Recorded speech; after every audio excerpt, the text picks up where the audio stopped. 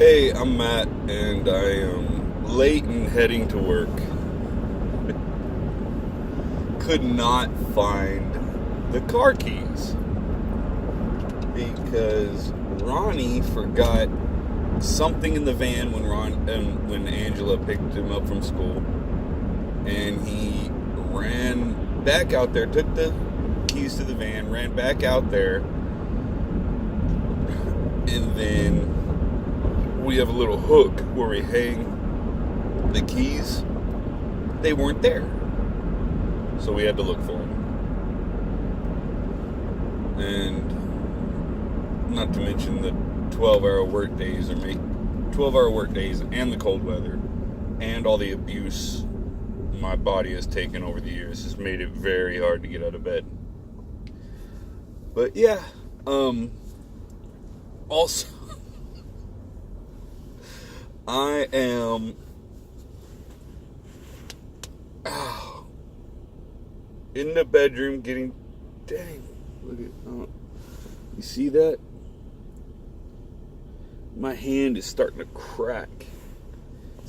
It's running all down, mostly my fingers, but my hand is starting to crack because at work I'm picking stuff like sacks full of milk, picking them up, and boxes and stuff. I wear gloves, but dang, the left hand isn't bad, but my right hand is just, and it hurts and stings. But okay, so I'm getting dressed. Angela and Ronnie come home from school, and all of a sudden I hear Ronnie say, "Mommy, where's your payment?" I'm like, "What?" I'm sitting here like, "What?" And he goes, "Mommy, where's your monthly payment?" And then Angela walks back with a big old smile on her face and says, she goes, "Ronnie has started to pay me for being a good mommy." And then I hear Ronnie yell from the living room, "Yeah, Dad, don't worry, I'm going to pay you too as soon as I get more money." He found 3 cents in the van, so he gave it to his mommy as a monthly payment for being a good mommy. Oh my goodness, it's so freaking cute. Okay, also, this just happened right before I started recording. Okay, I have this face, and I'm driving a minivan. I'm sitting at the stoplight, in the left turn lane, waiting on the light to change, so I can, turn left. And there's a white van next to me, a daycare van. And all of a sudden, I hear a honk. And I look over and go, "What's going on?" And there's this lady in there going like this. I'm like, she's going like this and mouthing, "Will you call me?" And I'm thinking, okay, maybe I got a flat tire or something. It's cold. She doesn't want to roll her window down. So I roll down my passenger window. She rolls down her window. And mind you, there are kids in the back of her van. Her van is full of kids. I haven't told Angela this story yet. She's just calling me back. I called her twice as soon as it happened. But her van is just full of kids. It's one of those, for vans with a bunch of seats, not like a minivan or anything. But okay. And I roll down the window, and she's like, "Can we go out tonight?" And I go, "No, thank you. I'm married." She goes, "Oh, you're married?" And I'm sitting there thinking, I'm like, there's no way she is serious. I'm like, for one thing, the van just pulled up, and I'm like, what? And she goes, "Oh, you're married, okay." And I'm like, look at this. I'm like, I know I'm not fugly. Sorry about using that language if you have there's a child watching this and they ask the parent, "Mommy, what's fugly?" Just tell them it stands for very ugly. Yeah. So I know I'm not that. I know I'm not that. And knowing that I'm wearing sweatpants, fingerless gloves, I mean, a hooded sweatshirt, a Carhartt jacket that makes me, that, you know, looks like a Vietnam era military issue jacket. I got my hat on like this. I mean, I literally look like I'm homeless. It's because at work it's extremely physical, and I've started wearing sweatpants and just pulling them up because they have the elastic around the ankles, pulling them up to just below the knee in attempts to try to keep my knees warm, because when my knees get cold, they do not feel good. They like to whine and cry about the weather. So yeah, I'm like, there's no way on earth she's serious. You know, of course, the light turned green, I turned. I'm like, there's no way on earth. So I called my wife. I went to call Angela to let her know, be like, hey, babe, I just got asked out. But I really think it was a joke. So, I mean, I'm driving a minivan. How many single guys out there drive a minivan? Oh, with the stick figures on the back. Zombie stick figures, but still. The family stick figures on the back window. I did that because it's like, you know, it's kind of hard to find a minivan without that on it. And I was like, kind of like, you know, like, oh, we have a minivan, so we have to have the stick figures. Which I'm going to take them off and replace them with something awesome. Like a pirate, yeah, a pirate flag, yeah, to show people that, you know, yes, it's a minivan, but you don't want to mess with it. Is that possible to do with a minivan? Have a minivan, but have people look at it and be like, I don't want to mess with that minivan? I mean, yeah, the full-size 80 style van painted all black, you don't want to mess with those, especially if it has one of those weird logos on the side of it. Not like a business logo, but like back in the 80s, there were these vans and people paid like wizards on the side of them and stuff like that. You don't want to mess with one of those. Although I would love to have that for my wife and I as like a camping van. Just throw all of our camping stuff in the back of it and go out to the woods and go camping. That'd be cool. Yeah, let's just hit our brakes in the left lane, put our blinker on, veer halfway into the middle lane, and then come right back. But yeah, I am tired.